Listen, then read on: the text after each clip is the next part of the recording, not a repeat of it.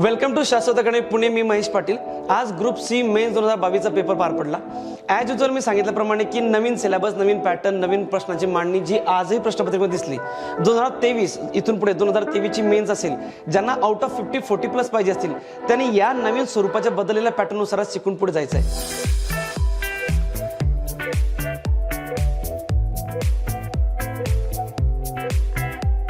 म्हणजे जे old question paper आहे 2016, 17, 18 आणि 19 आणि 20 पण मी असं म्हणेल ते ऑलमोस्ट आउटडेटेड आहे. आजच्या क्वेश्चन पेपरचं तुम्ही अनालिसिस बघितलं तर यामध्ये कॉपी प्रश्न PYQ ऑलमोस्ट नन आहे. एकच प्रश्न फक्त ॲज इट इज कॉपी आहे. काही वाक्य कॉपी आहेत पण तो प्रश्न पूर्ण कॉपी नाही आहे. दुसरं ओकॅप सगळ्या नवीन आहेत. तिसरं प्रश्नांची मांडणी आणि स्वरूप बदललं आहे. थोडा लेंदी पेपर होता. तर मी असं म्हणेन हा पेपर म्हणजे इझी, मॉडरेट की टफ, तर मी असं म्हणेन मॉडरेट टू टफ. ज्यांनी 7 ते 8 वेळा किंवा 10 वेळा रिपिटेशन केलेली आहे म्हणजे रिव्हिजन केलेलं आहे त्यांना ॲटलिस्ट आउट ऑफ 40 ते 30-35च्या रेंजमध्ये असतील. ॲव्हरेज लोक असतील 25 मध्ये आणि बिलो ॲव्हरेज तर 20 आणि लेस दॅन 20 असतील. तर प्रश्नपत्रिकेचं ॲनालिसिस, प्रश्नपत्रिका स्टडी हा रिक्वायर्ड तर आहेच. प्लस आता इथून पुढे जे नवीन पॅटर्न बद्दल आहे, ज्या प्रकारचा प्रश्न विचारतोय त्या प्रकारचं सुद्धा आपल्याला स्टडी थरोली गेलेलं बरं. म्हणजे जसा पॉलिटिचा सब्जेक्ट तुम्ही 10 वेळा वाचतात तसा इंग्लिश सुद्धा आता 10 ते 12 वेळा रिपिटेशन करावं लागेल. ही रिक्वायरमेंट आजच्या प्रश्नपत्रिकेची आहे. आणि 2023ला जो मेन्सचा पेपर असणार आहे इंग्लिश आणि मराठी, 50 क्वेश्चन इंग्लिश आणि 50 मराठी, तर त्या स्वरूपाच्या पेपरला जर त्याच एका अटेम्प्टमध्ये जर पोस्ट मिळवायची असेल तर इंग्लिश थरोली जाणं गरजेचं आहे. आउट ऑफ 50 40 प्लस जाणं तेवढं शक्य होईल. तर बघा आजच्या पेपरबद्दल आपण बोलूया. तर आजच्या पेपरचं ॲनालिसिस असं आहे, आउट ऑफ 40 क्वेश्चन्स 18 प्रश्न ग्रामरचे आहे आणि 17 हे ओकॅपचे. तर त्यांचं पॅरलली असतं. बघा मी आधीच सांगितलं की ग्रामर कधी जास्त नसतं, ग्रामर कधी कमी नसतं. ते दोन्ही पॅरलली मी शिकवताना पण 50% दोघांना ॲव्हरेज देत असतो. 50% ओकॅप, 50% ग्रामर. पण आता इथून पुढे जे ओकॅप ज्या मी ऑनलाईन बॅचला 23ला आणि 24ला शिकवेल त्याच स्टँडर्ड आणि ॲडव्हान्स दर्जा शिकावं लागतील. कारण सोप्या पद्धतीच्या ओकॅप सगळ्या त्यांनी डिक्लाइन केलेले आहेत. तर बघा आजच्या डिस्ट्रीब्युशनमध्ये 5 प्रश्न आपले कॉम्प्रेन्शनचे ॲज युजल. कॉम्प्रेन्शन सोपा होता. 3 ते 4 प्रश्न सहज क्लिक होण्यासारखे आहेत. सो आउट ऑफ 5 काही लोकांना 5ही करेक्ट येतील, काहींना 4, 3 तर सहज येतील. ग्रामरचं सेक्शन मॉडरेट टू टफ आहे आणि ओकॅप यस मी असं म्हणेन ज्यांनी स्टडी PYQचा केला आहे त्यांना सुद्धा मॉडरेट आहे. तर बघा यामध्ये सिनोनिम्स 3 आहे, अँटोनिम एकही विचारला नाही त्याने, वन वर्ड सबस्टिट्यूट 4 आहे, इडियम्स 5 आहे, फ्रेझल वर्ब 3 आणि होमोफोन्स आणि स्पेलिंग 1 आहे. पण यात एक गोष्ट ऑब्झर्वेशन जर केली तुम्ही, राज्यसेवा असेल, कंबाईन B, कंबाईन C किंवा इतर कुठली एक्झामिनेशन, व्होकॅबलरीमध्ये व्होकॅबचा स्टडी करताना सेक्शन वाईज करावा लागतो. जर तुम्हाला आउट ऑफ दॅट मार्क्स करायचे असतील तर. म्हणजे फक्त इडियम्स 10,000 केले दॅट इज वेस्टेज, सिनोनिम्स 10,000 केले that is again wasted. So go by section wise. मग यामध्ये एक गोष्ट ऑब्झर्वेशन माझी अशी आहे की सिनोनिम्स आणि अँटोनिम्सपेक्षा वन वर्ड सबस्टिट्यूट आणि इडियम्स फ्रेजेस याला सर्वात जास्त वेटेज असतं. तुम्ही कुठलाही पेपर घ्या, तुम्ही ग्रुप B घ्या, राज्यसेवा घ्या किंवा फॉरेनचा पेपर घ्या, त्यामध्ये तुम्हाला ही गोष्ट अगदी प्रकर्षाने आढळेल की इडियम्सला आणि वन वर्ड सबस्टिट्यूटला जास्त वेटेज आहे. म्हणून त्या गोष्टी आधी पहिल्यांदा तिथून स्टार्ट करणं गरजेचं आहे. तर 18 प्रश्न आहेत आपल्याला ग्रामरला आणि 17 क्वेश्चन आपल्या व्होकॅबला आणि 5 प्रश्न ॲज युजल आपल्या कॉम्प्रेन्शनला आहे. तर बघा आजचा जो पेपर आपण घेतलेला आहे तो A सेटचा पेपर आहे आणि त्यातला 61 नंबरचा प्रश्न घेऊया आपण. त्याने विचारला आफ्टर शब्द काय काय काम करतो. हा प्रश्न ॲज इट इज कॉपी आहे PSI 2013, त्यानंतर STR 2014 आणि हा प्रश्न हे वाक्य ॲज इट इज रिनन मार्टिन या पुस्तकातले आहेत. म्हणजे हा प्रश्न आहे जो मी मगाशी बोललो की copy paste as it is copy, even full stop सुद्धा कॉपी याचा. तर पहिल्या वाक्याचा जो आफ्टर आहे तर तो ॲडव्हर्ब आहे जो वर्बला क्वालिफाय करतोय. दुसऱ्या वाक्यातला आफ्टर हा पोझिशन सांगतो आहे म्हणजे हा प्रिपोजिशन आहे. तिसऱ्या वाक्यातला आफ्टर ह्या एजेस या नाउनला क्वालिफाय करतोय, हा ॲडजेक्टिव्ह आहे. चौथ्या वाक्यातला आफ्टर हा 2 वाक्य जोडतोय, हा कंजंक्शन आहे. म्हणून 61चं उत्तर 3 आहे. 62 नंबरचा प्रश्न हा ॲडजेक्टिव्हचा प्रश्न आहे. ॲडजेक्टिव्ह चॅप्टर ज्याने डिटेल केला त्याला समजेल. पहिला she is more charming than any other woman living. She is more charming, charming adjective आहे, 3 फॉर्म त्याचे, चार्मिंग, मोर चार्मिंग आणि मोस्ट चार्मिंग होतील. यानंतर दॅन एनी अदर वुमन ही comparison that is correct, comparative डिग्रीचं. दुसरं I have no ulterior motive than helping you. बघा ulterior ॲडजेक्टिव्हची तुलना होत नाही, इथं दॅन चुकीचं आहे. अल्टेरियर, एक्सटेरियर, पोस्टेरियर जसे आपले लॅटिन ॲडजेक्टिव्ह असतात बघा, junior to, senior to, prior to, prefer to, तसं same thing ulterior, exterior, posterior हे असे ॲडजेक्टिव्ह आहेत मायनर, मेजर की ज्यांची तुलना नाही होत. म्हणजे त्यांच्यानंतर दॅन, त्यांच्या आधी मोरचा वापर होत नाही, म्हणून यातला दॅन हा चुकीचा आहे. तिसरं वाक्य he has greater popularity than any other leader. Greater than हे बघा, ग्रेटर हे कंपॅरेटिव्ह डिग्री आहे, त्यानंतर दॅन वापरला आहे आणि त्यानंतर एनी अदरचा वापर, that is correct, absolutely correct. So A and C is comparative, that is correct, B is wrong. So AC म्हणजे पर्याय क्रमांक 3 आहे. 62चं उत्तर 3 आहे. 63 नंबरचा प्रश्न आहे बघा. त्याने विचारलाय ग्रॅमॅटिकली करेक्ट विचारलाय. नॉट आणि नॉर. बघा नॉटच्या वाक्यामध्ये कधी नॉर येत नाही.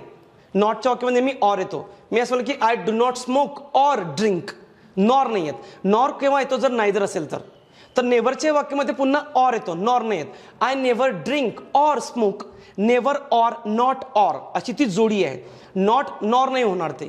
म्हणून दुसरं वाक्य करेक्ट आहे. नॉट आणि ऑर ह्या इथं नॉटचा वापर आणि ऑरचा वापर करेक्ट आहे. तिसरं वाक्य. आता तिसऱ्या वाक्याची संकल्पना बघा. सिन्स हा कंजंक्शन आहे याचा प्रश्न आहे. राज्यसेवा 2020चा पेपर जर तुम्ही घेतलात त्यामध्ये सिन्सचं वाक्य आहे I have not played cricket since I left college. तर सिन्सने जेव्हा दोन वाक्य जोडली जातात तर त्यांचा एक नियम आहे. तर एक वाक्य प्रेझेंट परफेक्ट आणि एक वाक्य सिंपल पास्टचं असतं. जर सिन्स हा कंजंक्शन असेल टाईमवाला तर टाईमवाला पण आहे तो आणि रिझनवाला पण आहे. रिझनवाल्यामध्ये त्याची मांडणी वेगळी आहे. तर दोन वाक्य आहेत आणि दोन वाक्य जोडायचे मला सिन्स या शब्दाने. तर एक असेल प्रेझेंट परफेक्ट टेन्स आणि एक असेल सिंपल पास्ट टेन्स. तो टाईम दर्शवतो. तर यामध्ये बघा अ मंथ हॅज पास्ट मग इथं हा present perfect tense since I come here. आता बघा ॲक्च्युली इथं आय केम हिअर हे अपेक्षित उत्तर होतं. आय कम हिअर होणार आणि इथं हे अपेक्षित उत्तर आहे माझं. आय केम हिअर माझा सिंपल पास्ट आणि हा प्रेझेंट परफेक्ट.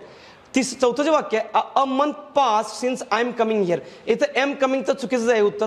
तर माझं बी आणि सी ॲप्रोप्रिएट आहे. पण जर आपण याला ऑब्जेक्शन घेतलं तर हा प्रश्न कॅन्सल होईल कारण ओनली बी इथं कुठेच उत्तर नाही आहे. तर सी वाक्यामध्ये a month has past since I came here असं अपेक्षित होतं. केम हिअर म्हणून हे वाक्य ॲक्च्युली चुकीचं आहे. पण आयोगाची पहिली जी की येईल त्यात उत्तर बी आणि सीच येणार आहे. तुम्हाला जर वाटलं तर यू कॅन कॅन्सल इट. 63चं उत्तर एक आहे. 64 नंबरचा प्रश्न गिफ्ट आहे तुम्हाला अगदी free. I went to my friend's house yesterday. ते येस्टरडेचं होईल आपलं डे बिफोर आणि वेंट हा सिंपल पास्ट आहे त्याचा होईल पास्ट परफेक्ट. त्याचं होईल had gone. So it is very easy and gift. 64चं उत्तर 2 आहे. 65 नंबरचा प्रश्न आहे बघा. नाउन क्लॉज हे पण इझी आहे म्हणजे ज्यांनी रिपिटेशन केला ज्यांनी रिव्हिजन केला त्यांना कळेल. हा माझा नाउन क्लॉज आहे. हा असेल कॉम्प्लिमेंट ऑफ द वर्ब आहे. हा नाउन क्लॉजचे प्रकार आहेत. Subject of the verb, object of the verb, complement असेल, अपोजिशन असेल. त्यातला कॉम्प्लिमेंट आहे. इज या मेन वर्बचा कॉम्प्लिमेंट आहे तो नाउन क्लॉज. 65चं उत्तर 1 आहे. 66 नंबरचा प्रश्न येस हा आउट ऑफ कॉन्टेक्स्ट आहे. त्यांनी लेक्सिकल रिलेशन विचारलं आहे. आता लेक्सिकल रिलेशन काय तर हे ओकॅबलरीमध्ये एक प्रकार असतो मित्रांनो. आपण आता जी नवीन बॅच मी टाकेल ऑनलाईन किंवा ऑफलाईन त्यामध्ये हा एक चॅप्टर मी इंट्रोड्यूस करेल. लेक्सिकल रिलेशन ओकॅबलरीमध्ये असतात जसे काही सिनॉनिम्स आहे, काय अँटोनिम्स आहे, होमोफोन्स आहे, पॅरोनियम्स आहे, हेट्रोनियम्स आहे, इडियम्स आहे. यांचा प्रत्येकाचा मिनिंग असतो. तर याने ह्या प्रश्नाचं उत्तर काय आहे त्यापेक्षा ह्या प्रश्नामध्ये जे दोन शब्द वापरले आहेत हे आता इथून पुढे आपल्याला शिकणं गरजेचं आहे. एक आहे पॉलिसेमी आणि एक आहे हायपोनियम. म्हणजे अपेक्षित आहे आणि आता हे जर हे कॅम्ब्रिज डिक्शनरी त्याने ओपन केली आहे. कॅम्ब्रिजमधला हा प्रश्न आहे ॲज इट इज. मग कॅम्ब्रिजमध्ये जे इतर ओकॅबलरी आहे त्या शिकणं गरजेचे आहेत. म्हणजे असं नको की आपले काही प्रश्न राहून गेले आणि तुमचा एक अटेम्प्ट वाया गेला. तर आपल्याला हायपोनियम आणि पॉलिसेमी हा जो प्रकार आहे ओकॅबचा हा आपण शिकूया येणाऱ्या नवीन बॅचमध्ये. तर बघा याचं होतं सिनॉनिम. आता सिनॉनिमी कसं बरं तर का सिनॉनिमी म्हणजे वेगळं काही नाही आहे. हे सिनॉनिम्सच आहेत. असे दोन शब्द ज्यांचा अर्थ सेम असतो त्याला आपण सिनॉनिमी, सिनॉनियम्स किंवा ॲप्रोप्रिएट वर्ड किंवा सिमिलर वर्ड असं म्हणतो आपण. मग सिनॉनिमी हे कसे बरं तर बघा आय सॉ ए ल्युनॅटिक आणि आय सॉ ए मॅडमॅन. मग बघा ल्युनॅटिक म्हणजेच मॅडमॅन आणि मॅडमॅन म्हणजेच ल्युनॅटिक. मी असं म्हणेल की she is a beautiful girl and she is a charming girl. मग ब्युटिफुल, नाईस, चार्मिंग, गुड हे सगळे एकमेकांना काय आहेत सिनॉनिम्स आहे. मग ते सगळे ज्या गटात पडतात त्यांना म्हणतो आपण सिनॉनिमी. म्हणजे जर मी 4 शब्द घेतले ज्यांचं सेम मिनिंग आहे त्या गटाला म्हणतो आपण सिनॉनिमी. तेच सिनॉनिम्स असतात थोडक्यात. मग अँटोनिम म्हणजे काय अशा शब्दांचा समूह जे एकमेकांना अपोजिट आहे. मग पॉलिसेमी म्हणजे काय असे शब्द ज्यांचे अनेक मिनिंग आहे. आणि हायपोनिम म्हणजे काय अशा शब्दांचा समूह की जे एका गटात येतात. आता एका गटात येतं म्हणजे कसे मी असं म्हणेल की मी असं म्हटलं बुल, मी असं म्हटलं काऊ, मी असं म्हटलं गोट. मग हे सगळे ॲनिमलच्या गटात येतात. मग ॲनिमलच्या खाली येईल गोट येईल, ॲनिमलच्या खाली बफेलो येईल, ॲनिमलच्या खाली काऊ येईल. मग ॲनिमलच्या गटात येणारे सगळे शब्द म्हणजे ते हायपोनियम. मी असं म्हणेल बॅट, बॉल, अंपायर, बॉलर हे सगळं क्रिकेटचा एक भाग आहे. मग क्रिकेटच्या खाली जो सगळा समूह येतोय त्याला म्हणेन मी हायपोनिमी. हे आपण शिकूया नवीन बॅचमध्ये. 66चं उत्तर 1 आहे. 67 नंबरचा प्रश्न हा वर्ब्सचा आहे. ज्यांना वर्ब्स माहिती आहे जसं रिफ्यूज, डिक्लाइन, डिनाय. मग इथं डिस्कवर आणि इन्व्हेंट विचारला आहे. तर उत्तर 4 आहे. डिस्कवर काय की जे ऑलरेडी अस्तित्वात आहे त्याचा शोध लावणे. इन्व्हेंट म्हणजे काय जे अस्तित्वात नाही त्याचा शोध लावणे. मग अमेरिकेचा शोध ज्याने लावला म्हणजे कोलंबस तिथं गेला होता पण अमेरिका ऑलरेडी तिथं होती. मग अमेरिकेचा शोध त्याने लावला म्हणजे त्याने काय केलं ते तर डिस्कवर केलं. इन्व्हेंट काय, इन्व्हेंट म्हणजे अशी गोष्ट जी नाही आहे जगात त्याचा मी शोध लावला. म्हणजे सपोज मी एखादी टॅबलेट जर बनवली ती खाल्यानंतर तुम्ही गायब होणार तर हा इन्व्हेन्शन आहे, जगात काही नाही असं, मग इन्व्हेंट करतायत तुम्ही. पण तुम्ही पृथ्वीच्या बाहेर गेलात आणि एखाद्या वेगळ्या ग्रहाचा शोध लावला तर ते डिस्कवर असेल, कारण तुम्ही तिथं नाही गेलात तरी तो ग्रह आहेच तिथं. म्हणजे डिस्कवर म्हणजे जे आहे त्याचा शोध, इन्व्हेंट म्हणजे जे अस्तित्वात नाही त्याचा शोध. मग कोलंबसने कशाचा शोध लावला, India, but discovered America. India शोध लावायला गेला आणि अमेरिका त्याला सापडलं, मग त्याने डिस्कवर केलं. Edison invented the electric lamp. Electric lamp जगात नव्हता, त्याने त्याचं इन्व्हेन्शन केलं. आपण असं म्हणतो का, हु इन्व्हेंटेड द रेडिओ. रेडिओचा शोध कोणी लावला, म्हणजे पहिल्यांदा त्याने ते आणलं वरती. तो उत्तर आहे 67-4. 68 नंबरचा प्रश्न, हे पुन्हा गिफ्ट आहे ज्याने रिव्हिजन केलेलं आहे. एक्स्टेम्पोर नेहमी येतं हे विदाऊट प्रिपरेशन. तर उत्तर एक आहे एक्स्टेम्पोर स्पीच म्हणजे मेडन स्पीच म्हणजेच पहिलं स्पीच, विदाऊट प्रिपरेशनवाला स्पीच. 68चं एक आहे. 69 हा कदाचित आउट ऑफ कॉन्टेक्स्ट प्रश्न असू शकेल व्हॉइसचा, कारण ज्यांना वर्ब आणि ॲडजेक्टिव्हला डिफरन्स माहिती आहे, पास्ट पार्टिसिपल माहिती आहे, त्यांना या प्रश्नात उत्तर येईल. पहिला आहे the hut was filled with smoke. हा पॅसिव्ह आहे, वॉज फिल्ड. दुसरा आहे द चाइल्ड वॉज टॉर्मेंटेड. हा वॉज प्लस पुन्हा इथं तुम्हाला भित्री दिसतो आहे टॉर्मेंटेड. तिसरा आहे was confined to bed with fever. हे वाक्य ॲज इट इज ASO 2017चं कॉपी आहे. ASO 17ला हे वाक्य आहे, पूर्ण प्रश्न नाही. मग आता उत्तर मी A आणि C म्हटलंय, B का नाही, तर ऐका. इथं म्हटलं त्यांनी करेक्ट पॅसिव्ह व्हॉइस, त्याने विचारलं पॅसिव्ह व्हॉइस. मग आपण म्हणतो ॲमेझॉन नंतर V3 पॅसिव्ह, वॉज वे नंतर V3 पॅसिव्ह. मग पहिला पॅसिव्ह आहे yes, was filled, was plus V3 हा पॅसिव्ह आहे. दुसरं वॉज प्लस V3 हा तर नाही, हा वॉज प्लस V3 नाही. हा जो टॉर्मेंटेड आहे, हा टॉर्मेंटेड हा ॲडजेक्टिव्ह आहे आणि हा V3 नाही आहे. त्यामुळे याच्यातला मेन वर्ब हा वॉज आहे, हा V2 आहे, हा सिंपल पास्टचं वाक्य आहे. मग तुम्ही टॉर्मेंटेड कसं काय ॲडजेक्टिव्ह, तर आपण वॉन्टेड म्हणतो, वॉन्टेड पर्सन. आपण म्हणतो की मॅरिड कपल, असं तो developed country, arrested person, selected candidate, हे सगळे ED, हे सगळे V3 हे ॲडजेक्टिव्ह आहेत. मग इथे टॉर्मेंटेड हा ॲडजेक्टिव्ह आहे, हा वर्ब नाही, म्हणून माझं A आणि C पॅसिव्ह आहे, B ॲक्टिव्ह आहे. उत्तर आहे माझं 3. 70 नंबरचा प्रश्न सोपा आहे खूप. I have a camera. याच्यात हॅव हा मेन वर्ब आहे. मग हॅव जर मेन वर्ब आहे तर याचा जो टॅग होईल तो डू आणि डीडवाला, डू आणि डजवाला होईल. मग इथं आय हा सब्जेक्ट म्हणजे डू होईल, म्हणजे त्याचं होईल डोंट आय. त्याचा हॅवंट आय चुकीचं आहे. दुसरं स्टॉप दॅट नॉईज. स्टॉप हा V1 आहे, हे झालं इम्पेरेटिव्ह सेंटेन्स. इम्पेरेटिव्ह सेंटेन्सचा टॅग हा नेहमी विल यू होतो, म्हणून हे करेक्ट आहे. तिसरं आय हॅड अ बाथ. 2 वेळा हॅड आहे. पहिला हॅड हा सपोर्टिंग वर्ब आहे आणि दुसरा हॅड हा मेन वर्ब आहे. मग हॅड हा सपोर्टिंग वर्ब, त्याचं होईल हॅडंट आहे. मग उत्तर माझं BC करेक्ट आहे. BC म्हणजे पर्याय क्रमांक 4. पॅसेजवरती बघूया, 71 ते 75 पॅसेज आहे. तर याच्यावरती दिलेला डिफरन्स की लिटरेट कोण आणि एज्युकेटेड कोण. म्हणजे लिटरेट ज्याला फक्त लिहिता वाचता येतं, एज्युकेटेड जो विचाराने समृद्ध आहे. असं एक सुंदर हा पॅसेज आहे, खूप सोपा आहे. सगळ्या प्रश्नाचे उत्तर पॅसेजमध्ये ॲज इट इज आहे. म्हणजे तुम्हाला इन्फरन्स करायची गरज नाही आहे किंवा तुम्हाला ॲझम्पशनवरती थिंक करायची गरज नव्हती.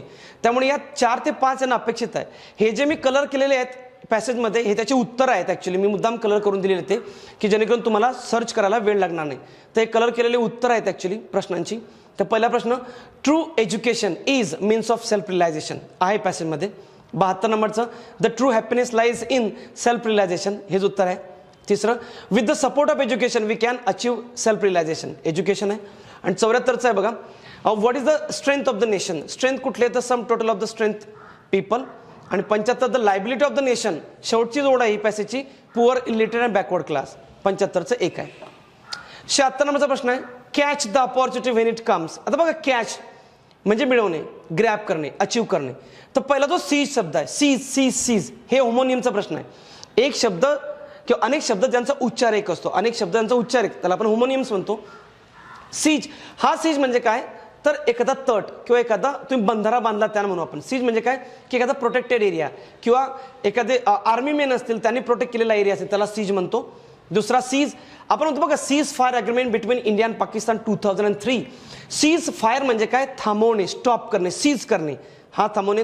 तिसरा जो सीज आहे तो म्हणजे ग्रॅब करणे, मिळवणे, अचीव करणे, म्हणजेच तो कॅच. कॅच द अपॉर्च्युनिटी म्हणजेच grab the opportunity, to get the opportunity, म्हणजे उत्तर 3 आहे. आणि चौथा जो सील आहे, आपण बघा सील लावतो कुलपाला, सील लावणे म्हणजे एखादी गोष्ट बंद करणे, कार्यवाही बंद करणे, तर ते होणार नाही. त्याचं उत्तर 4, उत्तर 3 आहे 76चं.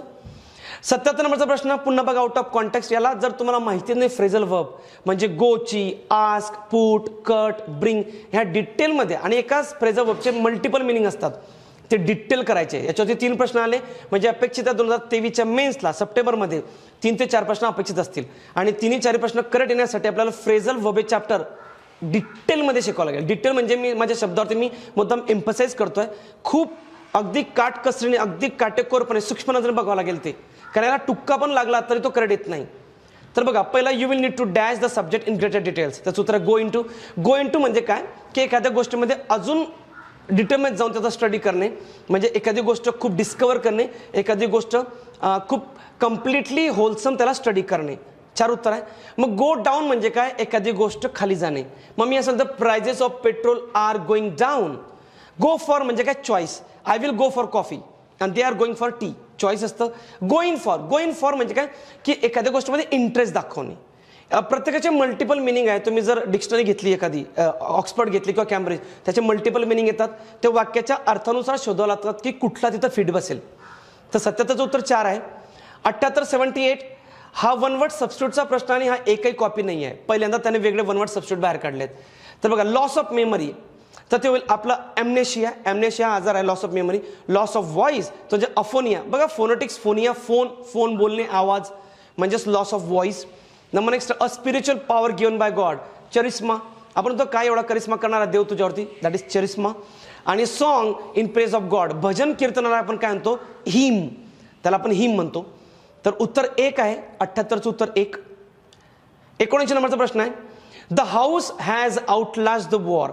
पहिली गोष्ट तुम्हाला ज्याला आउटलास्टचा मिनिंग माहिती नाही त्याने एकतर हा प्रश्न स्किप केला असेल किंवा हा प्रश्न टुक्का मारला असेल. तर ही फ्रेझल वर्बचा प्रश्न आहे आणि ही फ्रेज आहे stand up, stand by, stand again, stand up, stand for, stand in for. स्टँडची फ्रेझल वर्ब आहे. आधी आउटलास्टचा मिनिंग. आउटलास्ट म्हणजे काय किती संकट आले तरी तिथं ठाम राहणे किंवा तिथं टिकून राहणे. म्हणजे सपोज फॉर एक्झाम्पल की एखादी गोष्ट तुमच्यावरती संकटाने अतिशय वारंवार तुमच्यावरती मारा करते आणि तुम्ही तिथंच ठाम आहात, त्याला म्हणतो आपण आउटलास्ट. म्हणजे शेवटपर्यंत टिकून राहणे किती दुःख असते किती यातना असल्या. मग the old house has Outlast the war. युद्ध झालं तरी हे जुनं घर ज्याने पडलं नाही, याला कुठलं डॅमेज झालं नाही असा त्याचा अर्थ होतो. मग त्याचा अर्थ आहे stand up to. Stand up to म्हणजे काय किती संकट किती डिझास्टर आलं तरी ते तिथंच राहणे, तिथंच टिकून राहणे, त्याला म्हणतो stand up to. Stand up for आणि स्टँड बाय इथं स्टूड हा V2 दिलाय. मग स्टँड अप फॉर आणि स्टँड बाय म्हणजे काय सपोर्ट करणे. दुसऱ्याचा आणि चौथ्याचा अर्थ सेमच आहे. याला पाठिंबा देणे त्याला आपण स्टँड बाय किंवा स्टँड अप फॉर. आणि स्टँड आउट म्हणजे काय एखाद्याला विरोध करणे, अपोज करणे. तर 79चं उत्तर 1 आहे माझं. 80 नंबरचा प्रश्न they dash merchant for his purse. हा प्रश्न पुन्हा मी मेन वर्बचाच म्हणेन. तर तुम्हाला एक्झॅक्टली मेन वर्ब 4 फॉर्म माहिती पाहिजे. जसं आपण गो, वेंट, गॉन, गोईंग म्हणतो तसं हँगचं हँग पण आहे, हँगचं हँग्ड पण आहे. तर 4 फॉर्म आणि त्यांचा मिनिंग माहिती पाहिजे. त्याच्यात किल्ड, मर्डर, हँग्ड, स्लेन सगळ्यांचा अर्थ सेम होतो मारणे, पण डिफरंट आहे. They dash the merchant for his purse. बघा किल्ड हा जो ना एखाद्याला मारणे, किल म्हणजे मारणे, मर्डर म्हणजे पण मारणे. पण फरक काय किल म्हणजे काय ज्यामध्ये हेतू नाही आहे मारण्याचा. सपोज एखाद्या ड्रायव्हरने एखाद्याला उडून टाकलं त्याला मारलं तर किल्ड येतं बघा न्यूजपेपरमध्ये. 2 young main killed by a truck last evening म्हणजे 2 लोकांना ठार करण्यात आलं, किल्ड. मग आता आपण एखादं फर्दर रस्त्याने चालतोय आणि आपल्या खाली पायाखाली काहीतरी कुठलं एखादी मुंगी आली आणि ती मेली तर किल्ड केलं आपण. पण आपण इंटेन्शनल नाही मारलं. जर इंटेन्शन असेल, पर्पज असेल, हेतू असेल की याला मारायचं आहे तर त्याला मर्डर म्हटलं जातं. म्हणजे आपण ठरवलं की एखाद्याचं खून करायचं आहे, so yes murder. He was murder by 2 thief. 2 चोरांनी त्याला मारून टाकलं, त्याने ठरवलं होतं. तर इथं मर्डर येईल हेतू पुरस्पर. हँग तर येणार नाही, त्याला फाशी तर लावणार नाही. येते इथं कुठल्याही प्रकारचं कुठले आरोपी नाही येतो की त्याला फाशी लावली गव्हर्नमेंटने किंवा एखाद्या व्यक्तीने, तर हँग येणार नाहीये. स्लेन म्हणजे पण मर्डर, पण याचा अर्थ काय होतो स्लेन म्हणजे स्लेनचा अर्थ पहिली गोष्ट हा स्लेंड हा स्लेचे 3 वेगळे फॉर्म आहे. स्लेन असतं. हा स्लेन वेगळा शब्द आहे. स्ले जो असतो ना SLAY स्ले म्हणजे वध करणे. आणि वध करणे म्हणजे काय जेव्हा एखाद्या चांगल्या हेतूसाठी एखादा वध करायचा आहे, एखादा ठार मारायचा आहे तर स्ले म्हटलं जातं. स्लेन. तर फॉर एक्झाम्पल की एखाद्या टेररिस्टला आपलं मारून टाकलं, टेररिस्टला आपण मारलं तर टेररिस्टला आपण किल नाही केलं, मर्डर नाही केलं, आपण तर स्ले केलं. मग असं म्हणतात बघा रामाने रावणाचा वध केला होता, खून केला नव्हता. मग वध म्हणजे काय चांगल्या गोष्टीसाठी एखाद्याला ठार करणे. तर तोही इथं फिट बसणार नाही. उत्तर 2 आहे 80चं. 81 नंबरचा प्रश्न हा पुन्हा आपला आहे वन वर्ड सबस्टिट्यूट. यात फक्त एकच शब्द कॉपी आहे क्रिडलस. जो तुमच्या टॅक्स असिस्टंट 2017ला आहे, पण बाकीचे नवीन आहे. फॅटलिस्ट पण आलेला आहे आता रिसेंटली 2022ला बघितलं तुम्ही तर फॅटलिस्ट पण आलेला आहे, जो विश्वास ठेवतो भविष्यावरती. पहिलं one who tries to avoid reality, जो पलायन करतो, पलायनवादी, तो म्हणजे एस्केपिस्ट, जो सत्यापासून लांब पडतो. A person belonging to a wandering race, wandering race म्हणजे भटक्या जमातीच्या लोकांची असलेला गिप्सी आपण त्याला म्हणतो. तुम्ही जॉग्राफीमध्ये वाचला असणार हा शब्द गिप्सी. तिसरं वन हू बिलीव्स इन फेट, जो फक्त भविष्यावर ज्योतिषावर विश्वास करतो तो असतो फॅटलिस्ट. आणि one who believes very easily, अतिशय साधा भोळा जो लगेच विश्वास ठेवतो इतरांमध्ये, तो असतो क्रिडलस. तो उत्तर माझं 3 आहे 81चं. 82 ज्याला ॲडजेक्टिव्ह चॅप्टर माहिती आहे त्याला लगेच कळलं की इथं कुठला सफिक्स येईल. म्हणजे प्रेफिक्स सफिक्स हा चॅप्टर समजण्यासाठी तुम्हाला पार्ट्स ऑफ स्पीच माहिती पाहिजे. नाऊन काय, ॲडजेक्टिव्ह काय, वर्ब काय. तर इथं येईल बघा, here is a representative sample. आता रिप्रेझेंटेबल, रिप्रेझेंटेबल, रिप्रेझेंटेशन शब्द आहे, हा नाऊन आहे. पण इथं सॅम्पल या नाऊनला क्वालिफाय करण्यासाठी ॲडजेक्टिव्ह पाहिजे आपल्याला, ॲडजेक्टिव्ह पाहिजे. मग इथं रिप्रेझेंटेटिव्ह हे उत्तर आहे. दो की रिप्रेझेंटेशन पण करेक्ट आहे, पण तो त्या वाक्याच्या गरजेनुसार तिथं फिट बसत नाही, म्हणून त्याचं उत्तर येईल 4. 83 they perform the same repetitive task all day. हा कॉमन सेन्सचा प्रश्न आहे, हा ग्रामरचाही प्रश्न नाही आणि हा ओकॅबचा नाही ना इंग्लिशचा प्रश्न आहे. हा कॉमन सेन्स जो आउट ऑफ सिलेबस आहे. तर हे होईल रिपिटेटिव्ह टास्क. रिपिटेशन का नाही, कारण तर टास्क हा नाव नाही, याला पण ॲडजेक्टिव्ह पाहिजे क्वालिफाय करण्यासाठी. तर नेक्स्ट होईल त्याचं 3. बाकी रिप्लेट आणि replacing that has no sense at all. 84 आताच बघा तुम्ही लास्ट पेपर जर बघितला तर त्यामध्ये हायब्रो हा शब्द ऑलरेडी विचारलेला आहे. तर हायब्रो म्हणजे काय, त्याला असं वाटतं की मी खूप शहाणा आहे, मला खूप अक्कल आहे, पण ॲक्च्युली तो भिंडूक असतो. हायब्रो म्हणजे त्याला असं वाटतं की मी सुपेरियर आहे इतरांपेक्षा, ज्ञानामध्ये, पैशांमध्ये, नॉलेजमध्ये, पण तो तसं नसतो हायब्रो. तर हे का फिट बसत नाही तर बघा, हंबक काय, हंबक म्हणजे जेस्टर असतो, ढोंगी, दांभिक, खोटारडा, की जो वेगळा असतो, छुपा रुस्तम. आणि हुडो म्हणजे काय तर बॅड लक, तिथं दोघेही फिट बसत नाही. तर उत्तर माझं हायब्रो की असा व्यक्ती जो इतरांपेक्षा श्रेष्ठ असं दाखवण्याचा प्रयत्न करतो. 84चं उत्तर 1 आहे. 85 नंबरचा क्वेश्चन आहे, the building was badly damage. बघा बॅडली डॅमेज आहे म्हणजे खूप मोठ्या प्रमाणात डॅमेज आहे, कम्प्लिटली नाही येणार त्याचं. कम्प्लिटली म्हणजे पूर्णतः, बॅडली डॅमेज म्हणजे खूप जास्त प्रमाणात पण पूर्ण नाही. दुसरं स्लाइटली नाही आणि पार्शली नाही. तर सिव्हिअरली म्हणजे काय, खूप मोठ्या प्रमाणात नुकसान होणे पण पूर्ण नाही, म्हणून उत्तर सिव्हिअरली आहे. 85चं उत्तर आहे 3. 86 रामा और Hari must lend their hands. आत्ताच लास्ट पेपर जो झाला त्यातला हा कॉपी पेस्ट आहे वाक्य, ॲज इट इज राज्यसेवा 2022. हे बघा, रामा और Hari must lend their hands. तर बघा हा ऑर आहे, ऑरमध्ये ऑरच्या नंतर असलेल्या सब्जेक्टनुसार ठरतं वाक्य. मग इथं हरीनुसार पुढे जावं लागेल आपल्याला. मग हरी हा एकच व्यक्ती आहे, मग इथे हे जे देअर हँड्स आहेत इथे देअरच होणार हिज हँड, HIS. दुसरं वाक्य, none of my lost books were. इथं हा बरोबर आहे, नन हा सिंग्युलर आणि प्लुरल दोन्ही कामं करतो. मग काउंटेबल जर असं नाऊन तर हा सिंग्युलर आहे, म्हणजे काउंटेबल नाऊन असेल तर हा सिंग्युलर असतो, आणि अनकाउंटेबल असेल तर हा नेहमी सिंग्युलर असतो. पण काउंटेबल नाऊनमध्ये हा जर हा प्लुरल असेल तर हा प्लुरलचं काम करतो. मग तर बुक्स ह्या अनेक काउंटेबलबद्दल बोलत जात आहे, मग आपल्याला ह्या केसनुसार बुक्स या कलेक्टिव्ह नाऊननुसार म्हणजे हा प्लुरल नाऊननुसार नन हा आपल्याला प्लुरल घ्यावा लागेल. ॲक्च्युली नन हा सिंग्युलर पण आणि प्लुरल पण कसा गृहीत धरायचा, जर तिथं काउंटेबल प्लुरल असेल तर प्लुरल गृहीत धरायचा, जर तिथं काउंटेबल सिंग्युलर असेल तर तो सिंग्युलर गृहीत धरायचा. तिथं क्लिअरली बुक्स हा प्लुरल आहे, प्लुरल नाऊन आहे हा, मग इथं मी याला प्लुरल गृहीत धरेल, म्हणून वर बरोबर आहे. दुसरं, each of the employees was given bonus. हे वाक्य ॲज इट इज कॉपी आहे तुमचं एक्साईज 2017चं वाक्य कॉपी आहे, प्रश्न नाही. मग इथं ईच ऑफ द एम्प्लॉईज, इथं ईच हा माझा वाक्याचा सब्जेक्ट हा सिंग्युलर आहे म्हणून इथं वॉज बरोबर आहे. उत्तर माझं BC म्हणजे 4. 87 आर्बिट्रेटर विचारला त्यानं, वन वर्ड सबस्टिट्यूट. आर्बिट्रेटर म्हणजे असा व्यक्ती की जो दोन पार्ट्यांमधले वाद मिटवतो. मग त्याचं उत्तर 4 आहे, a person who is appointed by the parties to settle their disputes. 88 the luggages. हा बघा, लगेज हा अनकाउंटेबल नाऊन आहे. जसं इन्फॉर्मेशन होत नाही तसं लगेजचं लगेजेस नाही, म्हणून पहिलं वाक्य चुकीचं आहे. दुसरं, ही गिव्ह मी 2 डझन ऑरेंजेस. हे करेक्ट आहे. का करेक्ट आहे, डझन या नाऊनच्या आधी नंबर आहे बघा 2, मग 2 नंबर आला म्हणजे डझन हा सिंग्युलरमध्ये लिहिला जातो, म्हणून हे वाक्य बरोबर आहे. पुढे ऑरेंजेस हा प्लुरल, ऑब्व्हियसली 2 डझन म्हणजे 24 झाले ते, मग ऑरेंजेस तर प्लुरल येईल, म्हणून हे वाक्य करेक्ट आहे. तिसरं, हे जे वाक्य तिसरं हे राज्यसेवा 2022चं ॲज इट इज कॉपी आहे, वाक्य कॉपी आहे, प्रश्न नाही. The tables leg is broken. तर निर्जीव वस्तूंना कधी ॲपॉस्ट्रॉफ येस येत नाही, त्यांचं पोझिशन सांगण्यासाठी ऑफचा वापर होतो. मी असं म्हणेल the belt of my watch, मी असं म्हणणार नाही वॉचेस बेल्ट. किंवा मी असं बटन ऑफ माय शर्ट, मी असं म्हणणार नाही शर्ट्स बटन. किंवा मी असं म्हणेन the colour of my laptop, मी असं म्हणेन लॅपटॉप्स कलर. ह्या निर्जीव वस्तूंचं पोझिशन सांगण्यासाठी आपण ऑफचा वापर करतो. मग ते कसं होईल, the leg of the table. मग ते टेबल्स लेगचे the leg of the table.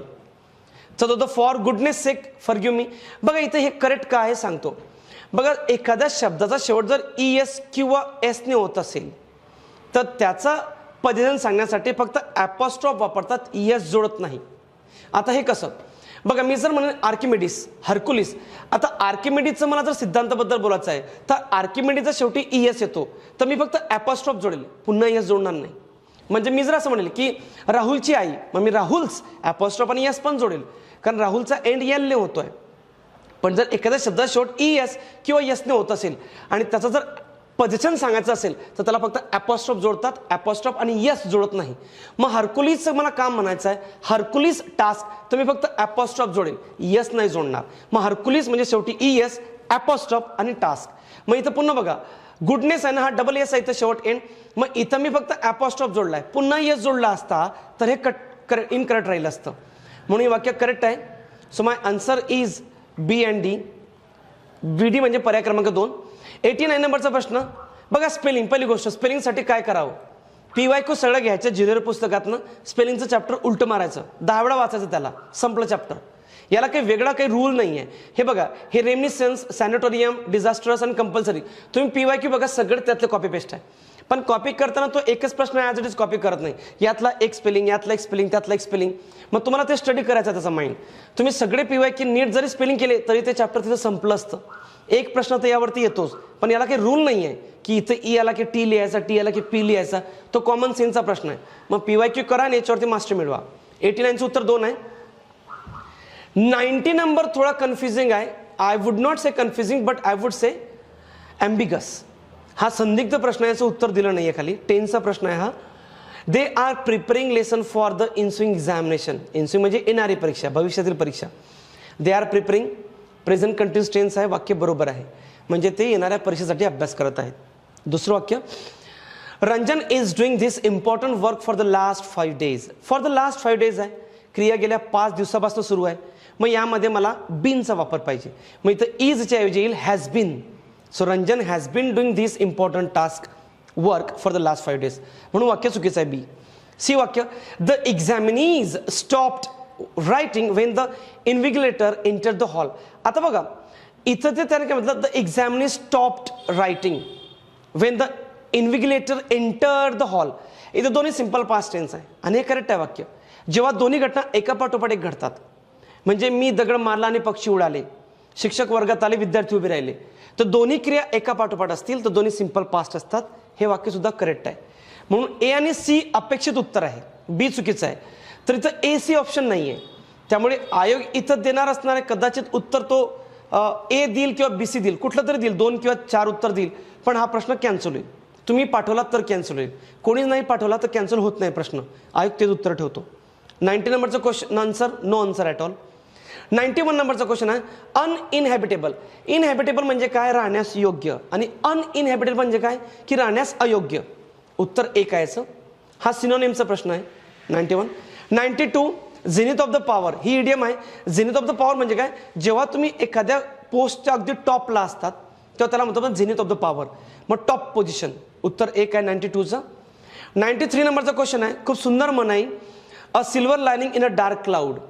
मग a silver lining in the dark cloud म्हणजे काय की जेव्हा एखाद्या डार्क क्लाउडमध्ये कधी सिल्वर लायनिंग येते म्हणजे कुठेतरी तिथं होप असतो, कुठेतरी तिथं अपेक्षा असते मनामध्ये की मी यात जिंकेल, यात मी काहीतरी यश मिळवेल. त्याचं उत्तर आहे रे ऑफ होप. बाकी युजलेस आहेत ऑप्शन्स. 93चं 4 आहे. 94 नंबरचा क्वेश्चन आहे. हा प्रश्न आहे आर्टिकलचा आणि हा प्रश्न ॲज इट इज कॉपी आहे तुमचा ग्रुप कंबाईन सी 2018. जाऊन चेक करा. पण 2च वाक्य कॉपी आहेत. तिसरं वाक्य नवीन आणलं त्याने सिडनीचं. हे दोन्ही वाक्य A आणि B वाक्य ग्रुप सी 2018ला कॉपी पेस्ट आहे. ही इज अ फायनेस्ट, इथं चुकलंय. फायनेस्ट हा ॲडजेक्टिव्ह सुपरलेटिव्ह डिग्रीचा आहे. मग इथं पाहिजे द फायनेस्ट, आणि वाक्य कॉपीज आहे त्यामुळे तिथं द दिलेलं आहे. तुम्ही जर PYQ नीट केलं असेल तर आलं असतं तुम्हाला उत्तर. She was a company secretary director, बरोबर आहे.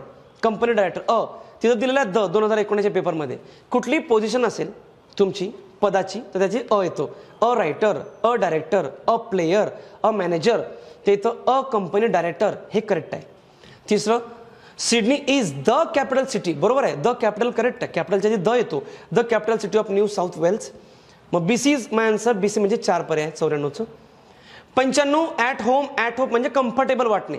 आता बऱ्याचशा लोकांना वाटलं असं की फ्लुएंट उत्तर देऊया, इंग्लिश आहे, इंग्लिश फ्लुएंट आहे. अजिबात नाही. ॲट होम म्हणजे कम्फर्टेबल. तुम्ही एखाद्या गोष्टीमध्ये कम्फर्टेबल आहात, त्याला म्हणतात आय एम ॲट होम. तर उत्तर त्याचं फुल ऑफ कम्फर्ट म्हणजे पर्याय क्रमांक 3 आहे. 96 हा प्रश्न पुन्हा आर्टिकलचा आहे. पहिलं, apples are sold by the dozen. इथं द डझनची गरज नाही, इथं अ डझन पाहिजे. A dozen, a kilometre, a kilo, a gram. आपण कुठली गोष्ट काउंट करतो त्यासाठी अचा वापर करतो. So apples are sold by a dozen. दुसरं, he is cleverer of the two. बघा तो ऑफ द टूचा रिमार्क आहे, करेक्ट आहे. ऑफ द टू ही फ्रेजेस आहे. ऑफ द टूच्या वाक्यामध्ये F2 म्हणजे आपण ॲडजेक्टिव्हचा कंपॅरेटिव्ह फॉर्म वापरतो. क्लेवरर हा सुद्धा करेक्ट आहे. तिसरं वाक्य, iron and coal are found. बघा आयरन अँड कोल हे माझे मटेरियल नाऊन आहेत. मग यांचं मटेरियल नाऊन म्हटल्यानंतर यांच्या आधी आर्टिकलचा वापर होत नाही, म्हणून यांच्या आधी ॲन आयरन किंवा अ कोल ते चुकीचं ठरलं असतं. So C is correct. So B and C is correct answer. याच्यात एक ॲडिशन करावं असं वाटतं मला. बघा जेव्हा ऑफ द टूचं वाक्य असतं, हा नियम आहे ऑक्सफर्डचा, ऑफ द टूचं वाक्य असेल तर त्यामध्ये 2 लोकांची तुलना आहे, म्हणजे कंपॅरेटिव्ह ॲडजेक्टिव्हचा वापर होईल. मी असं म्हणेल I am smarter of the 2 boys. I am smarter. पण त्या केसमध्ये ॲडजेक्टिव्हच्या आधी पण दचा वापर करतात. He is the cleverer of the 2 boys असाही ऑक्सफर्डचा नियम आहे. पण आता इथं ऑनली C ऑप्शन नाही आहे, म्हणून BC आपण गृहीत धरूया. पण असंही करेक्ट आहे, बऱ्याचशा पुस्तकांमध्ये याचाही उल्लेख आहे की दचा वापर न करता सुद्धा हे पण करेक्ट असतं. ठीक आहे. 96चं उत्तर 2 आहे. 97 नॉट ओनली बॉटलचं सोपं आहे, गिफ्ट आहे तुम्हाला. पहिलं चुकीचं आहे मांडणी, दुसऱ्यामध्ये सुद्धा चुकीचं आहे, तिसरं करेक्ट आहे. तिसरं का करेक्ट आहे सांगतो. करायच्या 2 गोष्टी, एका रोट. रोट म्हणजे ही क्रिया झाली V2, आणि दुसरा आहे ॲक्टेड, हा सुद्धा V2 आहे. मग 2 गोष्टी आहेत ना, ह्या 2 वर्ब आहेत ना, मग पहिल्याच्या आधी नॉट ओनली आणि दुसऱ्याच्या आधी बटलचं पाहिजे, म्हणून उत्तर माझं 3 आहे. 98 नंबरचा क्वेश्चन आहे, पॉइंट ब्लँक. पॉइंट ब्लँक म्हणजे काय? कुठली गोष्ट न अडखळता डायरेक्टली स्पष्टपणे बोलणे, म्हणजे अगदी फ्रँकली स्पष्टपणे, त्याला आपण डायरेक्टली म्हणतो. ही म्हण आहे, इडियम आहे हा. तो 98चं उत्तर आहे 3. 99 ही सुद्धा गिफ्ट आहे तुम्हाला. तर हा प्रश्न आहे बघा कंडिशनचा, हा पास्ट परफेक्ट टेन्सचा. If I had been in his place I dash. मग पुढे पाहिजे मला मॉडेल परफेक्शन प्लस V3. मग शुड हॅव डन उत्तर आहे माझं 2. 3 उत्तर येणार नाही, कारण 3 सुद्धा मॉडेल परफेक्शन आहे, पण ते पॅसिव्ह वाला आहे, म्हणून उत्तर 2 आहे माझं 99चं. 100 नंबरचा प्रश्न आहे फ्रेझल वर्बचा. He fail to turn up. Turn up म्हणजे आगमन होणे, अराईव्ह येणे. He fail to turn up at night at the right time and miss the train. म्हणजे तो वेळेवर येण्यास असमर्थ ठरला आणि त्याने ट्रेन मिस केली. टर्न अप आहे. टर्न डाऊन म्हणजे रिजेक्ट करणे. टर्न द कॉर्नर म्हणजे वाईट काळातून चांगल्या काळामध्ये येणे. टर्न ऑफ म्हणजे बंद करणे. मग उत्तर 1 आहे याचं. तर बघा मित्रांनो, आजच्या पेपरचं तुम्ही ॲनालिसिस केलं तर हे मॉडरेट टू टफ क्वेश्चन आहेत. तर माझा एकच पर्पज आहे सांगण्याचा इथून पुढे, की आपल्याला जर होकॅब, कॉम्प्रेन्शन आणि ग्रामर त्याच दर्जाचं शिकायचं असेल 2023च्या मेन्सला, 2023च्या मेन्ससाठी मी एक नोट्स बनवतोय, ॲडव्हान्स नोट आहे जी या प्रकारे आहे. ओके पण त्याच प्रकारे बनवतोय मी. तर आपल्याला 23चा अटेम्प्ट जर वाया घालवायचा नसेल तर आपल्याला या लेवलने जावं लागेल. तर येणारी जी ऑनलाईन आणि ऑफलाईन बॅच असेल आपली, ही या स्वरूपाची ॲडव्हान्स लेवलची असेल. त्यात राम मीटिंग, मँगो आणि श्याम गो टू स्कूल अजिबात आधी नव्हता आणि आधी नसेल, इथून पुढे नसेल. ॲक्च्युली हाच प्रश्न बघा, मी नेहमी सांगण्याचा प्रयत्न करतो की मराठीमध्ये तुम्ही 40 काढणार आउट ऑफ 50, पण इंग्लिशमध्ये जो 40 काढेल आउट ऑफ 50 त्यालाच पोस्ट मिळेल. तर आता इथून पुढे इंग्लिश हा त्या दर्जाचाच आपला बनतोय. आपण येणारी नवीन जी ऑनलाईन बॅच असेल ती मे मध्ये तुम्हाला अवेलेबल होईल, मे 2023ला. त्याचबरोबर जी नोट्स मी बनवतोय, जे ॲडव्हान्स लेवलचे नोट्स बनवतो, ती सुद्धा तुम्हाला मे महिन्यामध्ये अवेलेबल होईल. See you in another video. Thank you.